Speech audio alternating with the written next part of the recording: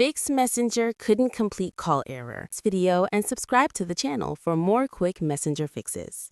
If Messenger shows couldn't complete call or you're already on a call, follow these simple steps. First, end all active calls. Close Messenger completely and make sure there's no ongoing audio or video call running in the background. Second, force close the Messenger app. Go to Phone Settings, then Apps, then Messenger, then force stop. Then reopen Messenger and try calling again. Third, check your internet connection. Switch between Wi-Fi and mobile data. Poor or unstable internet can cause this error. Fourth, clear Messenger cache. Go to Settings, then Apps, then Messenger, then Storage, then Clear Cache. Do not clear data. Fifth, restart your phone.